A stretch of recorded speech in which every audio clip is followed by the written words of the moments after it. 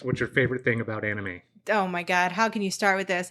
I was going to do like a get hype thing. Like, yeah, let's get hype. Woohoo, it's my day. My favorite thing about anime. Yeah. Should be easy, right? Yeah. You might as well ask me what's my favorite anime, because that's equally easy to answer. Yeah. It's better than Western media. That's my favorite thing about anime. Honestly, what it boils down to. Well, see, that's because it's my opinion. And so, yeah, I know. In my opinion, is better than Western media. Yeah, it's got problems these days. Everything has problems. Everything and everyone have fucking problems. But anime, man, I don't know. It's been a part of my life for fucking ever. Yeah. Yeah, I don't mind the tropes and all of that shit too. Like, it's nostalgic and fun to me. Like, I don't get tired of it. Right. I grew up in that golden era. You grew up? With the, Ghost in the Shell, Ninja Scroll, Vampire Hunter D. Yeah. Good all times. Those things. Ranma 1/2 was real big when I was a kid. Yeah. Sailor Moon, of course. Ranma 1/2. Yeah. And sometime around... That's fucking weird. sometime around when Pokemon was introduced to America. Sailor Moon, Pokemon. Yeah. Yeah, when my brother was little. But... Yeah. I could take it or leave it. I know. I know that's a hot take. But... Why? That's your opinion. No, I know. It's just when people love anime and you tell them I can take it or leave it, they just kind of get pissy with you. But you fucked up the microphone again, my guy. No, it's got to be at your face. See right here? Oh, that's what you're going for. All right. Well, there you go. Fixed it. Then there. What's your favorite thing about anime? I'm not starting that shit over again.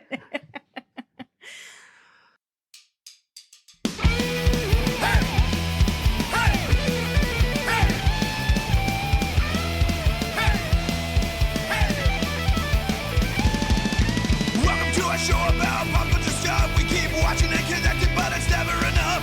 Talking with our friends about our favorite things, TV shows and movies and some random swearing. Hey! Hey! Hey! This is the pretty little podcast. I just think it's interesting. Characters always have like really interesting stories, backstories. Sure. Their interactions are always either comedical or they're dramatic. You know, that they do well blending a mix of drama and comedy in these things. I mean, well, but there's so many kinds of anime, especially now. Like, if you had told, like, fucking junior high school me that this is what the future held, I'd be like, what the fuck? Yeah, it's to the point almost that it's ridiculous. Like, if you want to see an anime about a soccer team, you can do that. Well, that's Blue Lock. Yeah, if you want to see an anime about a house husband, that's available. Oh man, dude, that one's so good. The Way of the House Husband. Every kind of story you could want to hear. Yeah, there's an anime for it, regardless how based in reality. Anime made me fucking learn more about volleyball than I ever cared to know in my life. Yeah, I know about volleyball now. Thanks, Haikyuu. Yeah, and another thing too about anime that I find extremely interesting is sometimes they'll just, like, if there's a show, much like the one we're going to be talking about today, that involves cooking, they will take time out to explain the ingredients, show you the process of cooking these things. No, literally, the Japanese beef curry I made a couple weeks ago is Sanji, like, it's from One Piece. Like, in the episode, you could actually create these recipes at home. This kid on this other ship to make beef curry, and I fucking our kid now has the One Piece cookbook. By the way, did he show you? Yes. Yeah. So, but that's one of the tropes though. The food in anime is always the most beautiful, and not just the shows. I mean, like Spirited Away. Except for those, like, chicken sack things. I don't like, like the dad, like, grabs a bunch off of at the beginning. Right. Before he turns into a pig. I don't like those. Mm-hmm. But The Yeah, food always and looks usually, amazing. typically, when they show these meals after they're prepared, they look delicious. Oh, yeah. Like, they. Depending on I get the anime, hungry watching anime sometimes. Food Wars, which I haven't seen all of, it can make people feel things. Do you know about Food Wars? Yes, but I'm not. We're not here to talk about that. No. I've seen a few episodes, and I was like, I find it funny, but it's ridiculous. Yeah. So for me, anime too. I'm shocked we're talking about anime. This is my life. Yeah. Well, it's also one of those things that's like, typically an anime series will have something for everybody anyway. If you're into romance, they typically have romantic series elements for everyone, but not every anime. You're for into everybody. action. There's tons of action in some of Yeah. these things. Sure. You know, there's friendships that grow over time. There's things. relationships that Sure. that I feel evolve. feelings watching anime. and typically these characters get extremely attached to each other to the point where if one of them dies, it's like a heart-wrenching moment in the It series. depends, but oh my god, and I'm fucking sobbing right there along with them, depending on what it is. A lot of tragic backstories. You know, I have a penchant for adopting anime boys that are just like fucking broken and sad and mistreated, and I'm like, yeah, I don't get it. oh, come here. I don't get it. I'll just hug you and cook you something. Poor thing. At the end of the day, I am fully aware that these are fictional characters. Well, that I do not don't exist. think that they're really out there somewhere. Okay, I'm a little. I got some screws loose, but it's not that fucking bad. But that doesn't lessen the attachment. It doesn't matter No, whether not at they're all. real or not. And it's far easier to get attached to anime characters than it is, say, like Looney Tunes or something. Oh yeah, no, you know. I don't give a shit about Looney Tunes. I never have. American cartoons, it's a little harder to get attached to the characters. It's just kind of a story being told, whereas like characters in anime, like you do get to know these characters over time. They become real to some people. Well, and I think that one thing that I like about, because I watch a lot of anime. I know a lot of anime. You far less. And that's fine. We have different interests. We don't have to be the same person. It would be terrible if we were. But for the most part, because one of my issues, and I'm not going to get super into this because I know the kind of people who are going to be listening to this, I'm not a big fan of like American comics. I'm just not. Especially one in particular, because he's absolute perfection, right? He has like they had to, whatever. I'm not even going to talk about Superman and my issues there. But Yeah. almost everybody in most series is flawed in some ways, or, works to overcome things. And yeah, it's a lot of the same tropes, whether it's like, the shonen, like, journey of getting stronger and all of that, or the shoujo, like, which is more romance. Well, and another thing too, Girl stuff. these anime series, they're typically based on the manga. Yeah, usually, yeah. There's tons of it. Sometimes. These things run forever. Well, So you get a lot of story, you get a lot of lore. yeah, man. It's a living, breathing world that you're watching and you're interacting with as a viewer. Yeah, and a lot of them have been around for so long. Like the big ones, right? Like One Piece, like Bleach, like Dragon Ball, like, they've been around for so long that it's like when we were doing our YouTube, we were talking about YouTube and how cool it is to find a new channel and you've got years of content to catch up on. Like, I finally fucking gave in and started watching One Piece when our kid was like, okay, no, but like, actually, it's really good. I had purposefully avoided it for decades because I thought the art style was a little weird and I didn't want to get into something that was so fucking big. Yeah, it's terrible a lot. because it sucked me in right away. I don't even care how wacky people look anymore. It really is a lot of terrible work news. sometimes for these series that have been so long running to start knowing Dude, that daunting. You're there's like, dude, hours and hours and hours of your when we're life recording going into this. I think the newest episode of One Piece is like episode 1089. Yeah, So, or something like that. So, I'm not interested. I can't. well, with that. I mean, because like I watched some anime. Are we ever going to get to the point? This is just going to be about anime. Well, Do we want to how break about it this? down and what the First fuck of are we all, talking about? Before we get into our topic today, I do need to take some time out at the top of the show to give a personal shout out and thanks to Bullet Machine, who did our theme song. This is the first episode we've recorded after hearing the theme song. So fucking awesome, dude. Every episode before this was recorded months in advance while they were still working on it. And I just got to say, from start to finish, man, this was the easiest process that I had ever gone through working to get something like this accomplished, because I'd never done something like this before. And the way this came about was that I was at work. I was listening to a Spotify playlist of just different rock, punk, grunge bands, something that they had created, trying to get ideas for what I would want the theme song for this show to be. And Spotify does that thing where once the playlist is done, it just starts playing random songs from bands that are associated or at least similar to the artists that are on the playlist. Right. And getting into a few of those, there was a song by Bullet Machine that started playing. Teenage Chud was the name of the song. Highly recommend you go listen to it. If you want to know what my idea for the theme song was originally, it's that song. And when I saw that it was Bullet Machine, I knew I could reach out to them because the lead singer, Rob, who is a fucking rad dude, by the way, working with him was amazing. He included me in every step of the way. He made sure that, when he wrote the lyrics, that they were okay. There was like one line that needed to be changed. He was able to do that. Mm-hmm. But Rob wound up marrying one of my friends from high school. Mm-hmm. And I kind of met him through her. Right. And, we follow each other on social media. I think I did an album cover for one of his old bands. Yeah. Yeah. And when I saw it was Bullet Machine on Spotify, I was like, okay, well, I can reach out. And my original plan was to see if they would change the lyrics to that song because I really liked the melody and the beat. And what they came up with was far better.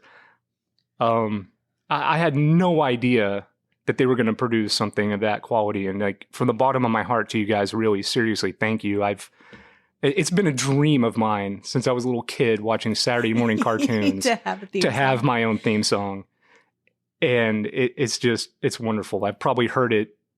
Rob, I need to tell you, like you and I have never spoken, but this man just walking around the house playing it on my cell phone when I enter a room. Every person who came in this house, every person he interacted with was like, here, listen. Oh, it's awesome. And I have seen you so playing it for people at work. Oh my God. And like, I'm just super excited to have that as part of the show. And honestly, it's kind of inspired me to do a little better too. You can't have something with that much energy at the top of the show, introducing the show, and then sit here and just like give it, some kind of half-assed effort. Yeah. So seriously, from all of us who work on this show, thank you so much for doing that for us. That was awesome. And to the listeners, again, that's Bullet Machine. Go buy an album. Their links to their social media and their SoundCloud or it's their Facebook. We put their Facebook. Yeah, there's a Facebook. All of their other links Bandcamp, are there. That's it. Yeah. We've got the links in the bio. You can go check them out. They're on Spotify. Fucking awesome. Knuckle Supper is my favorite album of theirs, start to finish. It's only like 30 minutes long. So go check that out. Seriously, support these guys because they've really done something fantastic for the show. Okay, so what is our topic today? I don't know. Hello, everyone. Welcome to the Pretty Little Podcast. All right. Would be the place Scratch to that. Let's start over.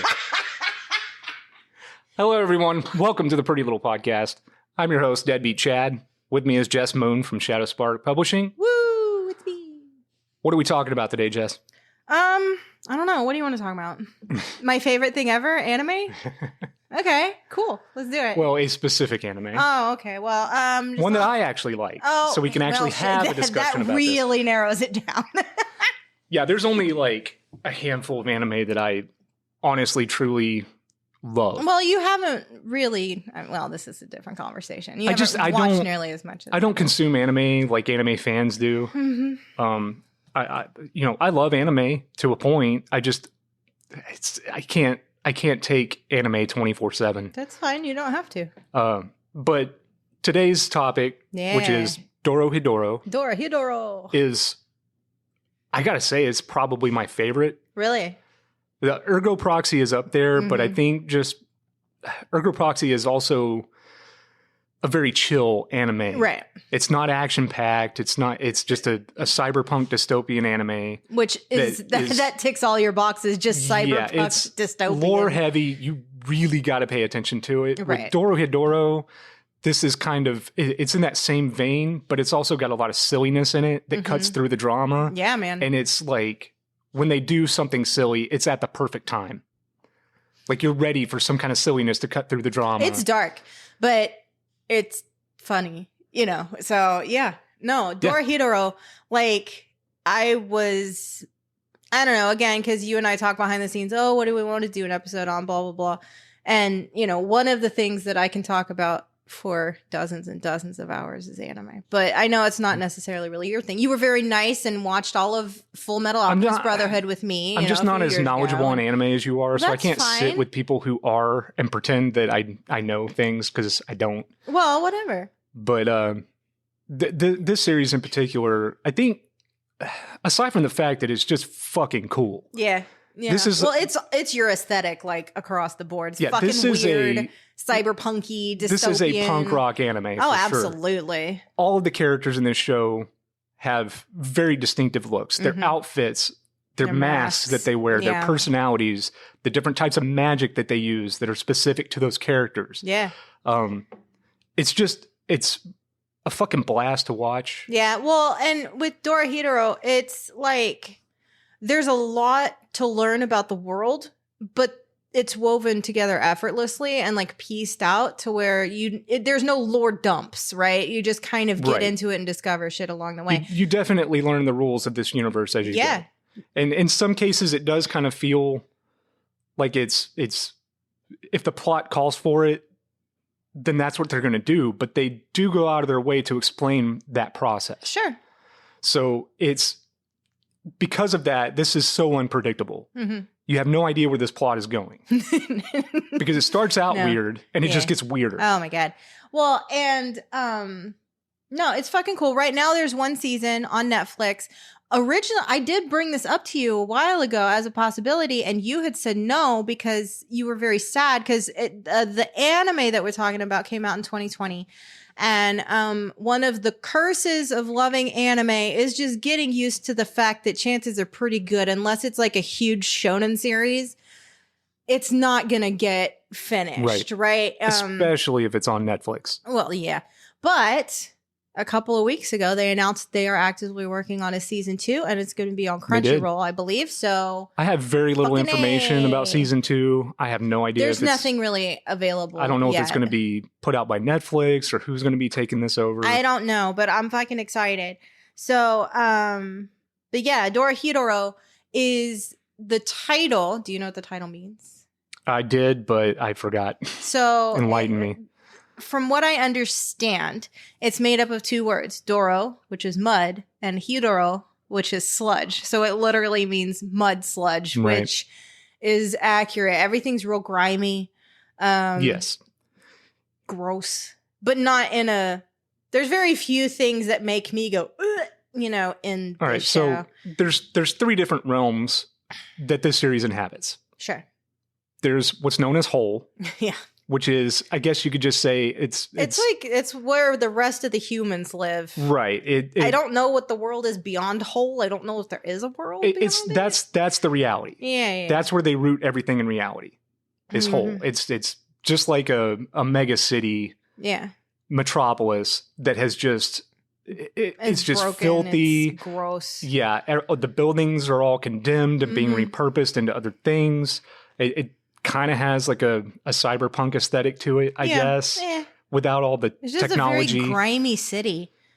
Right. And then there's what is the other world? The magic world? What is that called? It's just where the sorcerers live. I don't know if it has a name. I don't know. So this world is where sorcerers live. Yeah. Now on the other side of the doors. The sorcerers will travel between the realms because they go to Whole in order to practice their magic on humans. On humans, yeah. Some of them can transform. So they'll go and work magic on humans to transform them. So the humans in Whole, some of them will have like fish heads or like crab arms or whatever, because these sorcerers they got fucked with. Yeah, these sorcerers have been practicing on them, and they have no use for humans anyway. They're just they're objects experiments to be for them. Yeah. And they have to deal with the consequences. Mm-hmm. The third realm, which they don't really go into very far at all with the Netflix series, simply because they didn't get very far in the series, is hell.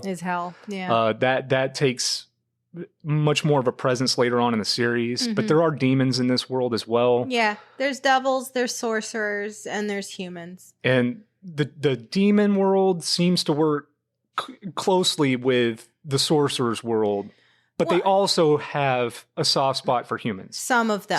Do. Yeah, like Asu really likes Nikaido. So he has a fondness for her, so he helps her. It's kind of funny the way that the rules of this place work, because hell is kind of like the neutral element to the story. Yeah. They kind of, because the devils, but some of them used to be really, really high-powered sorcerers that went through training and all of that to become devils. A demon or a devil. And they perform different roles for the sorcerers. If asked, they can be summoned. Some of them have specific purposes, like signing contracts on Blue Knight and stuff like that. Others just kind of have favored sorcerers or humans, or not really humans, but, people that they have a fondness for her, and they kind of try and look out for her as much as possible. Right. Like, no one in this series, whether it's human, a sorcerer, or devil, is morally... Oh, they're all morally ambiguous good or people. Bad. Yes. There's no good versus evil here. No. This is just... And I do need to point out that one of the reasons the human world, like, whole is so is because it's a side effect of the magic being worked by the sorcerers, even in their world. Like it's said, it never rains in the sorcerer's world, but all the rain in the human in whole, like, has black soot in it, which is a side effect of the magic that's used. And so, because a lot of the sorcerers just stay in their world. Not everybody like invades and practices or anything like that. It's a much bigger, brighter world over there. Yeah, the sorcerer's world, you go in there and it's like, there's sunshine, clouds, skies are crystal clear blue, all the palaces and everything are very ornate and made of gold. But even still, not every sorcerer is powerful. There's a lot of social strata in there as well. The amount of magic that they can use, their type of magic is definitely considered a social status thing. Yeah, and it's how much smoke they can, put, and what their smoke does. It either, will come out of their mouth or their hands usually. Yes.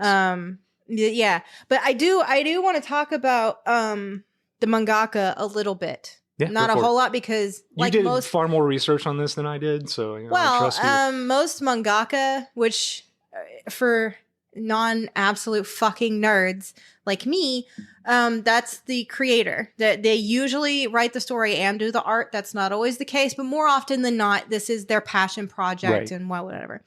The mangaka is Kyu Hayashida, and that's a lady. Just like Full Metal Alchemist, fucking female mangaka writing the good shit. And I gotta say, like, I've got some volumes of this manga. Yeah, you do. I mean, the artwork in it is pretty stellar. It's awesome. And it gets better over time. Mm-hmm. You could tell that, like, the earlier issues, this was kind of her first. It's still to this day the thing she's best known for. She's done a couple of other projects. There was one called Die Dark. Yeah. Which I plan on reading. Cool. It's very short. I think there's only like 4 or 5 volumes, so I feel like I can get through that pretty quickly. But yes, I absolutely love her artwork. It's very sketchy, very morbid looking. Everyone's got like spikes and spiked collars. Everyone is very, just like I said, they're just all punk rock looking characters. Yeah, they're fucking badass. Yeah. Anyways, continue. Well, but one of the things that I do like about this anime that in particular is the little Easter eggs that you'll find scattered throughout. Because this series was put out by Mappa, who is one of the bigger like anime production houses out there. They did probably the best known. I mean, Mappa's done goddamn they are they've done a lot, but they did Attack on Titan. They did Jujutsu Kaisen.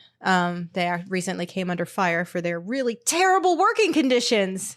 and putting out Jujutsu Kaisen season 2. Yay, we love that. But yeah, no, they put this out too.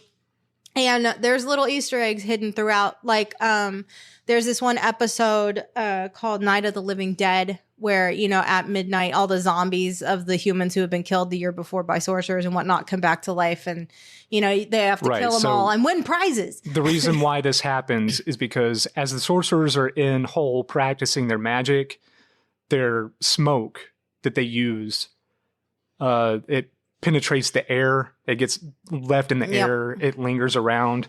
Then when it rains, it gets trapped in the rainwater, hits the ground. So all the buried humans that have died are now come back. Zombies. Well, anyways, Q Hayashida is on the gravestone, like that you see, like when the first zombie comes up, like it says Q Hayashida on there. At one point, I believe it's N, who we'll get into. I love N. Yeah. He's listening to a song, and the song is Dorohedoro by Mappa, like on the record. Right, on the record, you know, as shit it's like that. spinning on the record player. Little dumb little things like that. And again, it just adds to the fucking coolness of the series. Just the way that they do, like, the titles for each episode, I think those are pretty clever. And the ending is really good, too. Yeah, they do, like, a little recap at the end. Yeah. In Caiman, but then there's also, like, during the credits, they'll play like some song, and then all the characters will be dancing. Well, yeah, it's highly stylized. That's very much an anime trope thing. Right. All the characters like along the bottom in a straight line, like kind of jumping to the beat, like that. That's something I don't get tired of. I've actually listened to playlists on Spotify that had the music from this show, and man, it's fucking incredible and wild. Go listen to that just to give you some sense of what this show is. Yeah, it's amazing, just the creativity that went into creating every aspect of the show, from the opening credits to the ending sequence. You need that wacky shit to blend in with the world. Yeah. Like, yeah, it's all like a lot of the opening is like super psychedelic. You know, there's a lot of, there's a lot of shit going on. I mean, obviously, once you see it a few times, you skip past it if you're me, because I'm like, all right. Yeah. I mean, get to the show. Well, because typically you're binging these things. Yeah. And the last thing you want is to watch the intro. For the most part. If it's a song, because I have a very hefty anime playlist of my own on Spotify from a bunch of my different ones. And there are certain ones that, nope, we don't skip. We listen to this shit because I like it. But in this case, I skip it. It is still good, though. So, yeah, the What We Learn. I really like that. So, do you want to talk about... what do you want to talk about? It's your podcast. Well, I mean, let's run down the characters. Okay. Can I be really obnoxious and bring up who... Because we watched the dub. So, I watch both. It just depends on the anime. Me personally, I'm not like a sub. Like, I don't... I'd rather listen to it in English, honestly. I know you would. It depends for me.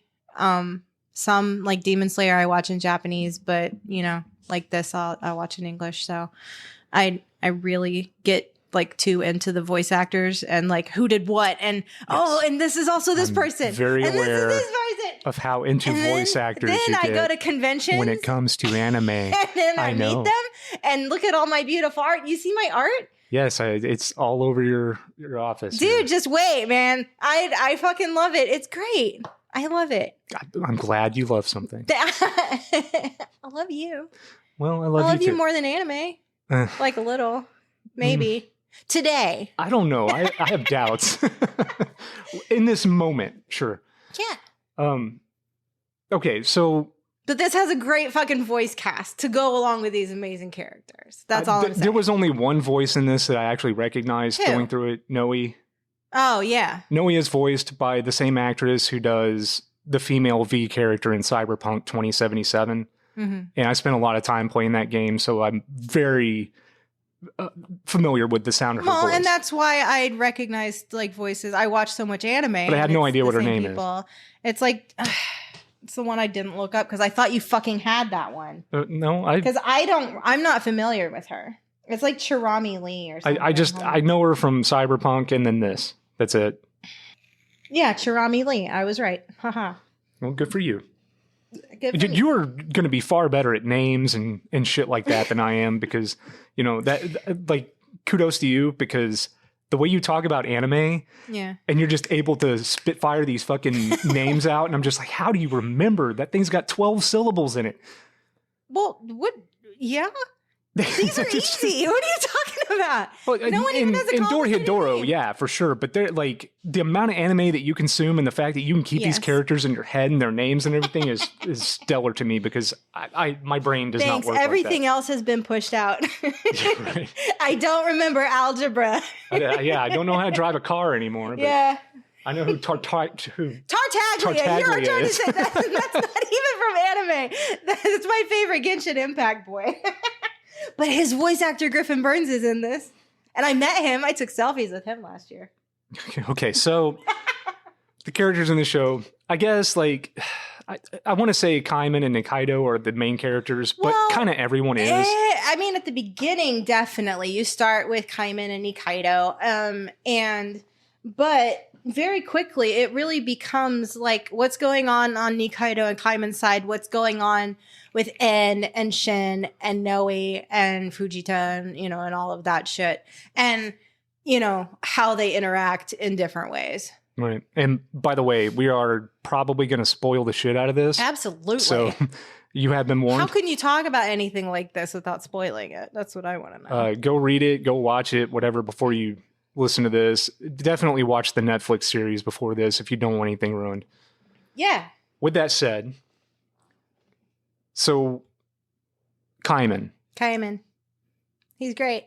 He's Who is voiced by also- Alex Lee. Is it Risu? Huh? Yeah. Yes. Risu. But Risu has a different voice actor. He's voiced by Billy Kametz, who died last year. R.I.P. It's essential that they did that, because Caiman's Oh, I voice know. coming out of Risu. It would kind of be a giveaway. Right. Well, and it could be argued that his his head was chopped off and he, you know, has a lizard head now. So, you know, different vocal cords, like that makes sense to me. Right. So Caiman has been a victim of a sorcerer, Mhm. like many humans in whole. The sorcerer who changed him is Ebisu, who we'll Yeah. talk about momentarily. That's Christina Valenzuela. Yeah, basically Or she has Christina lizard magic, so she can turn herself into a lizard. She can turn other people into lizards. But she herself doesn't remember that until like almost the end of season 1. Right. She winds up getting amnesia Yeah. for a small part It's of the a series. whole and- thing. yes. Well, like so the whole point of the series is Caiman. I would say if there is one main character, it's Caiman, because everything to do with the show it typically revolves around him. around Caiman, and then Nikaido more as the show goes on. But he is the victim of an attack. He doesn't know what the fuck happened. He doesn't remember who he is. All he knows is he has a lizard head now, and there's a man in his mouth. And he's basically trying to capture every sorcerer he can. And He's looking for the sorcerer who changed him into a lizard. right. The way he goes about this, he has to put their head into his mouth. He just and Risu, who is there's just you find out later that's actually who Caiman is. right. Is in the back of his throat, and he'll pop up and he'll either tell him that they are the one or they are not the one. Right. Meaning, you are not the sorcerer who did this to me. Yes. And so then Caiman takes the sorcerer out of his mouth and he's like, "What did the man in my mouth say?" And they'll say, he said you are not the one. And he's like, "Cool." And then he just slaughters Yes, them. he kills them after he finds out that they are not the sorcerer who did this to them. Yeah. To him. Because, first of all, he hates sorcerers. Yes. He is a human. And He's that's not, though. You find well- out later. He's a low-level sorcerer. very low. I mean, he But at can't this produce point, smoke. he believes but- he's a human. Right. The humans hate sorcerers because they use them as experimental Totally tools. valid reasons to hate. Yes, absolutely. So now he's looking for the sorcerer who changed him because he knows they can change him back. Yeah, that's the rule, is to undo a spell that's placed on you. It either has to be undone by the sorcerer who did it, or that sorcerer has to die. Yes. And since he doesn't trust sorcerers, even though Risu in his throat has told them that you're not the one, he doesn't believe what the sorcerers are telling even him, if he so does, he kills that's them still anyway. one less sorcerer to go around and fuck with other people, because Yes. for the longest time, he stays in Hole. He doesn't go to the sorcerer's world for some time. So the sorcerers don't have to come to Hole. Those who come, chances are there to fuck with people. So you're on my turf. You're an enemy. I'm going to kill you. Right. And by the way, this series is extremely violent. Yeah, it's great. It's fantastic to watch some of these people get their heads cut off or their arms ripped off or whatever the case may be. It's all done very well. Yeah. And it's not like it's done in the same way that like a Kill Bill is done, where they chop their head off and this absurd amount of blood spurts out of their necks. And and then you've got Nikaido, who she's the girl who found him after his accident or whatever, his attack. Right. And, you know, she owns a little shop called the Hungry Bug, which I love that name. It is a good name for a restaurant. And this restaurant is filthy. Oh, it's so gross. Everything is just dripping with oil and filth, and there's like fly traps hanging from the ceiling full of flies. But I mean, that's just how it is there. Like, no one even comments on the fact. No one comes in the Hungry Bug and is like, oh, this is fucking gross. No, in they're fact, just like, when they go Gyoza, in there, please. they act like it's a 5-star restaurant or something. Yeah, it's just another no restaurant to them. But yeah, no, and so she, you know, you get her backstory like through the first season a little bit, but through the OVAs as well at the end. But yeah, no, she befriends Caiman and, you know, makes him gyoza, which her oba gyoza is like his favorite thing in the world. It's a running thing. And it's specifically hers, I think, too, because he likes all the gyoza, but her oba gyoza is his favorite. Right. Because I think he did have that giant one. I think it was that he had never tasted gyoza until she had made it for him. Well, I think with Caiman, I mean, honestly, if you want my opinion, I think he imprinted on her. Oh, very much so. You know, like she rescued him. She was there when he woke up. She brought him gyoza. He doesn't know his name. She named him. She gave him the name Caiman. Yep. She has looked after him. And, you know, so she is very precious to him. So I think that even if she wasn't a good cook, which she is, I think he would like hers best anyways. Yeah, probably. And, you know, their relationship is adorable. It's cute, it really because it's not sexual. No, it's it not never goes romantic. there. I don't know if eventually it goes that way, but at least for right now, it's very pure.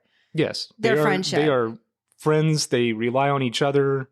You know, Caiman always comes into her restaurant when he's done doing whatever. Never pays for food, demands everything, and never pays for it. But she's always so happy to see him. Because, I mean, you learn through the course of her backstory. I mean, she's been very lonely and mistreated and all of this, you know. Now, but no, I love them. Nikaido herself is a sorcerer. Yeah. She can control time. Yeah. But big spoilers. due to a series of events that happened in her past, her magic was responsible for the death of one of her friends. So she has vowed never to use magic again and just blend in with the humans. And she knows deep down that if Caiman knew that she was a sorcerer, that would be the end of their friendship. Yes, and Caiman is the first good thing in her life in a very long time. Right. Then moving on from there, we've got Fujita. Yeah, Fujita, who's voiced by Bryce Papenbrook, who you would know as Eren Yeager from Attack on Titan. Oh, okay. He's also Rino Kumura from Blue Exorcist, which you have no idea what the fuck that is. It. But Makoto Naegi from the first Danganronpa. You watch the Game Grumps play Danganronpa. Yeah. He's Makoto. Who's the main, he's the protagonist. I'll take your word for it. Jesus. Anyways. I could name so many other people he is. I tried to pick people aside from Rino Kumura who you might possibly know. Yeah, Fujita is just he's a pathetic. He is very low level sorcerer. Extremely low level. Desperately wants to run with the big boys. Right. Also, another thing that definitely is important to mention, the sorcerers are always looking for a partner. Now, the partner has to be somebody who complements their magic in some sort of way. Yes. Yeah. So that's important because Fujita originally he had a partner Matsumura. who is killed by Caiman. And the opening scene of episode it's the very 1, first that's thing what that you happens. see, yeah. Caiman puts his head in his mouth, and you are not the one. he wasn't the one, so Caiman cuts him up. Caiman and Nikaido kill the shit out of him, kills him, and with his last bit of effort, he saves Fujita's life. So now Matsumura does. Yes. Yeah. Matsumura saves Fujita's life by creating a door that he falls into and escapes. Yeah. So Fujita, being such a low-level sorcerer, finding a partner for him is very difficult to do. Yeah. And it's kind of sad the way they go about it, but it is funny. Honestly, like, he has a good heart. He is overall a pathetic character. But I feel for him off and on. He is kind of whiny from time to time. But, like, I get it. The man's been through shit and doesn't really have his magic seems to be speed. He can apply speed to things. Yeah, he but can not shoot, very much. He can shoot his smoke out of his hand very quickly. But it's so low powered that it doesn't really do anything. That's it. There's no prolonged anything, and which helps him in baseball. Yes. Later on, you'll find out that it works out for him being a pitcher in a baseball game. Yes, because anime. Right. Ebisu. Yeah. Ebisu, You like Ebisu. Ebisu is a good character. I think she should annoy the shit out of me because she's one of those types of anime characters that are cutesy. But she's not, though. She's also a fucking mess. Right. She's a little psychotic, too. And it tends to go back and forth depending on whether she's wearing her mask or not. Well, yeah. And whether or not, like, she has her memories. Yeah. But Ebisu is just, like, visually, she's an awesome looking character. Her outfit is kind of styled after a Grim Reaper. Yeah. So she's got the skull like, the mask. little scythes on her shoulders. Yeah, she's got these two little handheld scythes that are like strapped to her shoulder. Mm-hmm. She's, she's got a realistic skull mask. It just looks like a skull when she's got it on. Yeah, but it's got a license plate. It does, like on the forehead. So and like bolts out the side. Yeah, it's a very interesting looking costume. Yeah, she's a fucking mess. She's definitely one of the comic relief characters. Yeah, she's anytime they need she's just some kind of comedic relief, she's in the background dancing or playing with her fake boobs. Yeah, or throwing up or yes. But she has no filter. She says whatever is on her mind whenever. She eats whatever she wants to eat. Yeah. Whether it's alive or dead. Yeah. Or food or not. She's a great shark mascot. She did good there. She becomes a mascot later on. For the baseball game. Shark costume, which is pretty cute. Her magic, I think I had mentioned earlier, she could turn into a lizard, this just this like hulking this big dinosaur. Yeah. She can also turn you into one, I believe. Because from what I understand, she bit Caiman's head off. Well, the Risu's head, because you fought, but then see, the problem is I haven't seen more than the first season, so I still am left with many questions because we found Risu's head in that safe, like when En and Shin and Noe and Ebisu and Fujita went. He was beheaded by Ebisu. But then why didn't she eat the head? And how did the head end up in the safe? Like, I still have questions. Yeah, we still don't know. Season 2, please. Now. But anyways, yeah, she's responsible for changing Caiman. Mm-hmm. Mr. N. Voiced by Keith Silverstein. What would I know him from? Probably nothing, my dude. He was Hisoka in Hunter x Hunter. If you've ever seen that really tall kind of jester clown guy. Never have. Okay. He's kind of infamous among anime people. You wouldn't like him. Again, I will have to take your word for it. But then he's Zhongli from Genshin Impact. You bought our kid a Zhongli hoodie. Oh, okay. So Mr. N. He does a great job. I fucking... And it's spelled E-N. Yeah, not Ian. Just the letter N. Yeah. The mushroom man himself.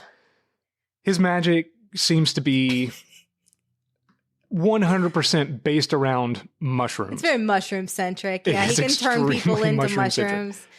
But like sometimes a big mushroom and sometimes just a shower of regular sized mushrooms or different kinds of mushrooms. And and all he not eats only is that, mushrooms. But he's like the ringleader of the sorcerer's world. Yeah. He's like the highest ranking that they know of. Right. He's sorcerer. like a billionaire, like... Yeah, because his magic, he's basically like the head of like a mafia family or something, more or less, because they call it the family, right? With Shin and Noe and everybody. He is on top. Yes, and he's also very he could just turn you into mushrooms out of nowhere, he can. And then he'll have his chef cook you. Yes, because all he eats is mushrooms. All he eats is mushrooms, but he's so egotistical. It's really funny because like at one point like they go into the past and it's a flashback. They don't actually go into the past. I need to clarify that because in a lot of anime sometimes you do actually go into the past. No. They were talking about, this ramen shop, this chain of ramen shops he used to own. And like he had recorded a song called Dreamy Mushrooms. And it's like playing in the thing while like teenage Shin and Noe are talking. He made a movie about his life that you see later on in the series, which I call bullshit on. There's no way that's his life. But yeah, and he's, his outfit is very ornate, very over the top. He's very aware that he is a high-ranking leader in this world. He's got his mask just looks like something out of like Hellraiser. Ooh, I could see that. He's got red hair, but it looks like Goku's hair when he goes Super Saiyan. He's just a ridiculous looking character, but again, like, and then that gravelly voice that Keith Silverstein has, like he really like, yeah, but it's also like very chill too. So he does have a good voice, and I think the voice casting for everybody in this series is fantastic. So good. And then we've got Shin and Noe. Shin's my favorite character. They are basically. They're his cleaners. They're Mr. N's cleaners. They go and kill people that Mr. N wants. Or if he needs somebody followed, or whatever the case may be. They're like his second in command, basically. And Shin, who he's got a 3-piece suit, black suit, chain wallet, and his mask is a human heart, an anatomically correct like heart. Right. Like it's not like. It is a heart, not like a heart shape like Valentine's Day. It's got like the valves and the veins in it and everything. And he wears it backwards. So like the face of the mask is on the back of his head. Yeah, so his eyes are just poking through. Yeah, another great looking character for this series. No, he's awesome. His magic is fucking terrifying though. Because he can cut you into pieces and keep every piece alive. Like you're still alive. You were 100% alive and conscious. It's like when we went to that Body Worlds exhibit and it like the slices of people like all the way down. There's a scene where he, N is trying to torture, quotation marks torture because he sucks at it, someone to get information about the cross eyes. And he's just strung up in pieces and every bit is still alive, just perfect little slices because that's Shin's magic. Yeah. Then we got Noe, who is she's awesome. Who is, by the way, definitely a mommy steppy fetish. Oh, whatever. She's awesome. Like she is she is a very tall, very muscular woman with beautiful hair. I love her fucking hair. Yeah. And no, she's great. She's a healer though. So yeah, her magic, she can heal wounds. Anything. She can bring people back to life. She can bring you back from the dead. She's basically unkillable. And so, but because she doesn't have offensive magic, that's why she's so fucking ripped. Like she and Shin are partners. But both of them, even Shin prefers to use his fists or a hammer or something to kill rather than relying on magic. You find out why later. Yeah. Through his backstory, why his weapon of choice is a hammer. Yeah, it's fucking just great. A regular looking hammer, not a giant hammer. It's just a normal ass hammer. And I love the shit out of both of them. The two of them, if I had to pick favorites, aside from Kikurage, aside from Kikurage, who we'll get into. Aside from Kikurage. Kikurage is the one who brings people back to life. Okay. That's why they went to that corpse party. Yeah, I think Noe has to heal you before you die. Yeah, I think it's like at the edge of death, but she can instantly heal anything. Yeah. So the whole time that they're killing people or whatever, if one of them gets hurt, which happens a lot. They get their entrails ripped out, all kinds of shit. But she's always able to heal them. Yeah. So they are basically just they're really indestructible close to force. Unstoppable. And they're both just like... Both of them are excellent fighters. Yeah. They don't ever seem to really have trouble with any of these characters. No, and because like if they're taken by surprise... You know, like the time when, Noe will just jump in front of, take a bullet in the head. And then Shen gets all super pissed because that's his partner and starts killing. And then, seconds later, she's back. She healed her own damn brain, so she's back. Yeah, they're also they're fighting. Those types of partners where it's like, if anybody fucks with one of them, the other one gets super pissed off. Because, like, you find later in the series, during Blue Night and everything, there's contracts that are sealed, overseen by a specific devil, where a piece of you is taken out and given to the other person, and you like sign your name and all of that. So they have a piece of each other inside them. Yes, at all times. They are bound by magic. But it's willingly done, at least for them. Yeah. I think they love the hell out of each other. I hope they end up together. I don't think they will. I know. And I'm the opposite of that. I hope they don't. It. I hate shit like that. Why? I just people that work well together eventually falling in love. Because it doesn't matter. It doesn't matter. It shouldn't matter. You were telling me this. Cool. Anyway, good to know. Just let their relationship be their relationship. No, I'm saying that because there are hints there.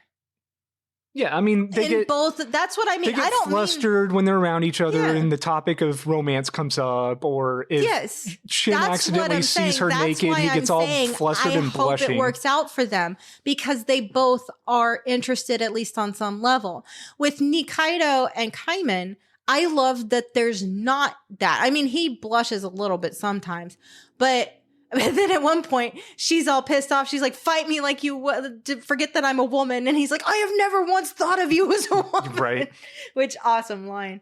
But no, I don't want Nikaido and Caiman. I don't automatically want every friendship to turn into romance. That's not what I'm saying. Well, if you want in those specific, if you want Shin and Noe together, I'm sure the internet has provided lots and lots of material for you to consume. I don't go down that road, but thank you. I don't recommend it.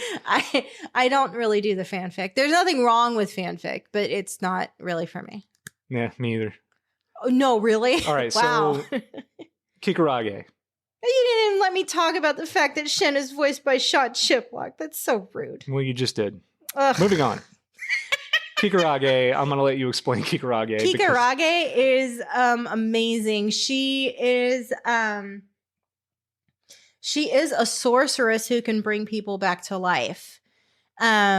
And she's also kind of this little dog creature. Yes, like a not a puppy, but somewhere a young dog. Like I told you, there was and if there's anybody listening, I don't know. So in the 90s, and I think they brought it back. I don't remember the name of the fucking toy, but there were these dog like toys, like stuffed animals that was like the mom, and there was like Velcro in the belly. Oh yeah, and it had like the little babies that you would pull out. I don't remember but Kikurage looks like one of because I had one. I had very one of those much looks thing. like a doll. It's a very cute dog, big fluffy ears. Yeah, well, and she's named Kikurage because I don't know, because Kikurage is a kind of mushroom, right? And her ears look like Kikurage mushrooms. Yeah. Guess who names her? But anyways, she's found at this party, whatever, and N has been looking for the sorcerer that controls time, but one that brings people back to life is pretty good too. So he basically just steals Kikurage and is like, yeah, you're mine now, and builds her this like elaborate like place to live. Yeah, it's ridiculous the amounts of effort he goes through. He loves her so much. But yeah, no, she's mostly like kind of pink and peach and red. She's got a little mask on and it's little like a tiny little devil red horns. Gimp mask with horns. Yeah. And she's always got her dumb tongue hanging out. Yeah, which looks like a ribbon or like a snake. Like how a child would draw a snake tongue. Because the demons in this series all have snake-like tongues. Yeah. But she can bring people back to life. That's what she does. And other than that, she's just kind of a brain-dead puppy. Whatever. She is there to hang out and be awesome. I love Kikurage. And she also has some of my favorite end credit sequences with her dancing and whatnot. It's great. Yeah. And then, there are some secondary characters as well. You got Doc, who he's just kind of the bald guy? Yeah, he's got like the He's got like what is that thing on his face? I think it's a tattoo, but it's like, it's supposed to be like, if you're getting surgery done. Yeah. Like the little dotted it would be like a lines map for where they would need to cut. Okay. To perform surgeries. Yeah, so because Caiman has a part-time job at a hospital in Hull. So he can basically like A, to get some money, and B, to see the victims of sorcery like attacks come in, so he can see if like maybe anyone else comes in with lizard bits, and maybe he can track down the sorcerer who got him that way. So we do spend some time at the hospital there. Yeah, throughout the series, Caiman has taken on odd jobs here and there. He is just kind of broke and homeless, like most people are in Hull. But the hospital is one of the places he ends up working early on in the series. Yeah. And that's where he meets Doc, who becomes part of their group. Yeah, he's a nice guy. He genuinely, like, as far as nice as anybody can be, because, he also tells them about Kasukabe, who is another doctor, who is more like a mad scientist. That's the guy who's voiced by Griffin Burns. Yeah, and he's an elderly man who has been... He's really 60, but he looks like he's about 18. 15 to 18, something like that, because a sorcerer had performed magic on him. Yeah. And their magic was making people look younger. And he is one of the darker characters. I mean, honestly, for all that, if anybody is familiar with Hunter x Hunter, he's also Shalnark. He's a bunch of other people. But Griffin has a very light, like happy kind of voice. Regardless of the situation. Oh yeah. So if he's getting tortured, he lives for experimentation, specifically on sorcerers, and he doesn't seem to matter if people are doing it to him. No, he's very much into. He never loses his temper. Things apart. He never gets mad. He never even when his arm's shot off, it doesn't matter. Pain or anything like that. Or cut off, whatever. When people are cutting off limbs, he's very chill. Yeah. I guess because he understands that anything in this world can be undone by a sorcerer. Maybe. I don't know. That's just how he is. But it's really funny to hear Griffin's voice come out of this, like... Now, what is his magic? He's not a sorcerer. He's just a human. Yeah. Okay, I got you. He's a human who is trying to... But he is around a lot of magic because of all the sorcerer, like, corpses and whatever he has. So, like, when they go to his house, Caiman and Nikaido, like reality is fucked inside because he hasn't cleaned in a while, and like all the magic soot has like accumulated. Right. It warps the entire interior of the home. Like the walls are throbbing. But once he cleans up, then it's fine again. Yeah. But no, he's great. And because like he made a door. Like I think we've maybe touched on a little bit the way that they get from Hull to the sorcerer's world is through doors. Normally only sorcerers can make the doors. They use their magic to make doors, and each door seems to be, unless it's one of the main doors, that like Fujita uses with like the guard and everything, like Shin can just make a door, and it's got the heart on it and everything, so they're all kind of like there are sorcerers that can create doors, and it'll go to a specific location that they need to be. Yes. But Kasukabe makes a door out of the flesh and bones of dead sorcerers. So that's the door that Caiman and Nikaido end up using to go to the sorcerer's world to continue their search. Right. Are there any other characters we need to run down? I guess Johnson. Johnson is like basically just a giant cockroach. An enormous white cockroach with tennis shoes. With like a human mouth. He got human teeth, but then these little on the side. Yeah, he's got his pinchers. Yeah, hanging out. He just looks like a cockroach. Well, yeah, from what I think walks on Caiman, 2 feet. because he finds him in the sewers while Caiman's chasing after whoever it was that took Nikaido. But yeah, he's just kind of a byproduct of living in the sewers with all of this magic runoff and all of that. So he like mutated, I assume, from one, and then Kasukabe gets his hands on him and like starts like electric shocking him and all of this shit to where he can now say one word. Yes, he can say one word, which is shocking.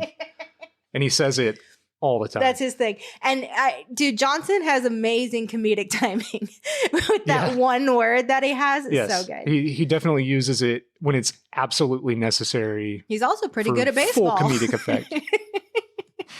Because he's a part of the baseball game. Yeah.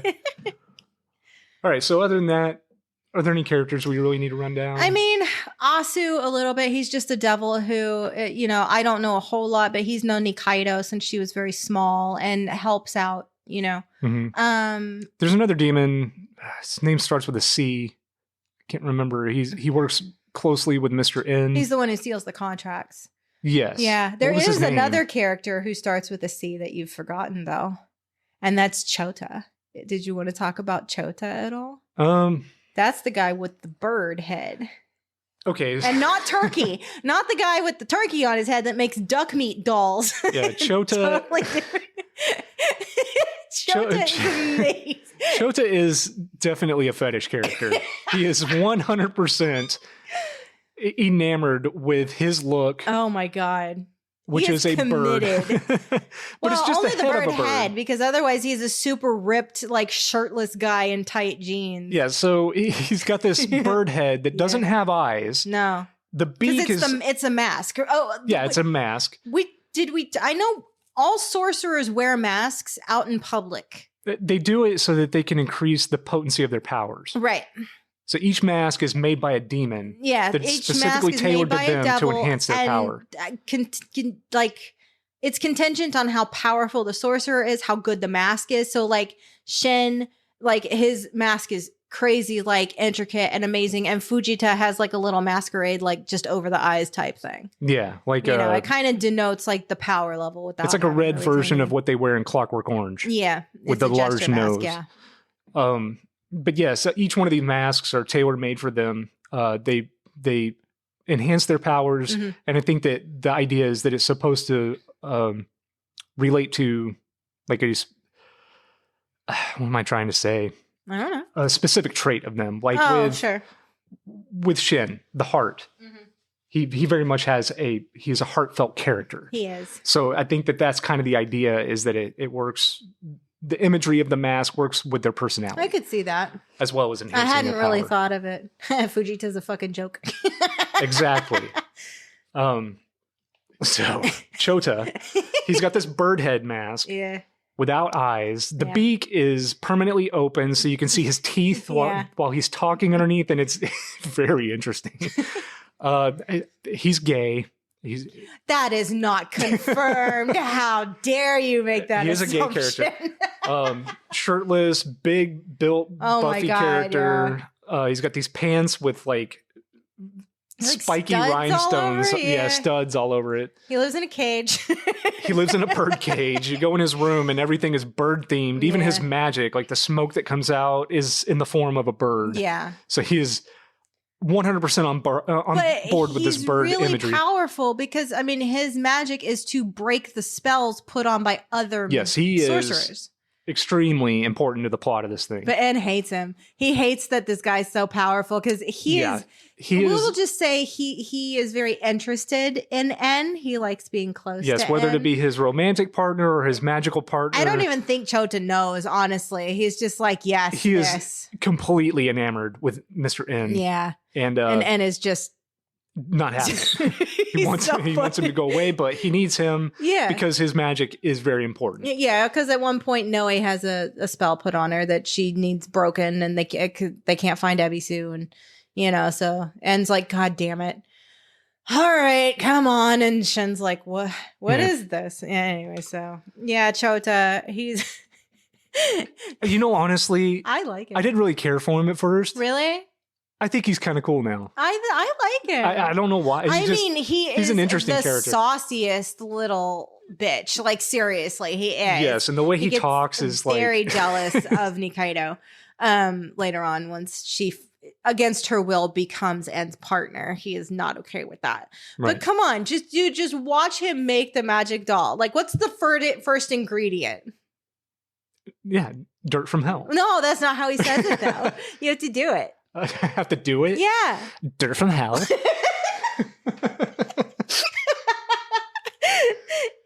All you have to do is combine. Yeah, he's just running down the ingredients for this thing. It's just the way I love the him. way he speaks. Is just, I mean, like he's super obnoxious. But he does have the well-being of the family. Like that matters. well, yeah, because his sorcery is, like I said, without it, this plot does not progress. Sure. It had again, like most things, I'm going to refer to him as the Deus Ex Machina character. You think so? Yeah, because More so than Kikurage? well, Kikurage Or too, even but Noe? this series has a few. But I think with Chota, I mean, for a very specific part of that series, like Literally once. yeah, it's super important. And then he's just like there. But again, since they have so many of these characters Right. that can come in and just reverse the effects of dying, you know, he's definitely one of them. I mean, honestly, I really like that in this because it's similar to. Did you watch Chainsaw Man with me? Yeah. So towards the end of Chainsaw Man, you know, Denji and Power are being trained, and as long as they're given blood, it doesn't matter what the fuck happens to them, they'll come back. They can die, they come back. So there is something to, and they kind of make me think of Shin and Noe, not in personality, and certainly not in intelligence, because both Denji and Power are fucking idiots, and Shin and Noe are smart. But there is something to be said for this unstoppable force that even if you kill them, they come back. Even if this happens, they do not stop. Right. And would I like that in every anime? No. But in this world, Now I think it works. there are some permanent deaths in the series. Matsumura. Yeah. Typically it happens to humans. Yeah, or people who just aren't super integral to the plot. Right. And they die in interesting ways. One gets turned into a pie that then Ebisu Yeah. eats. Ebisu Later on. and And Shin's dog. yeah, eats. Gura Gura. Yeah. Gura Yeah.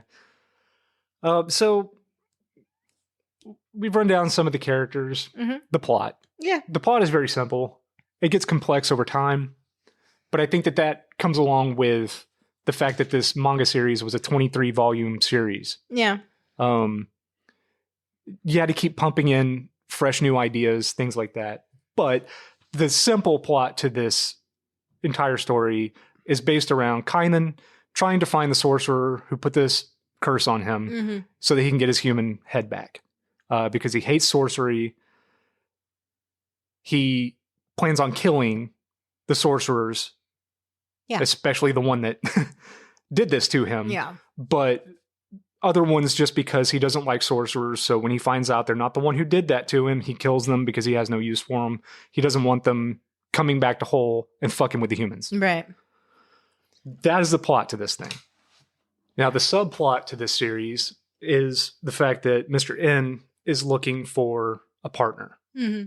who, at the beginning of the series, turns out it is Kikurage. Yeah.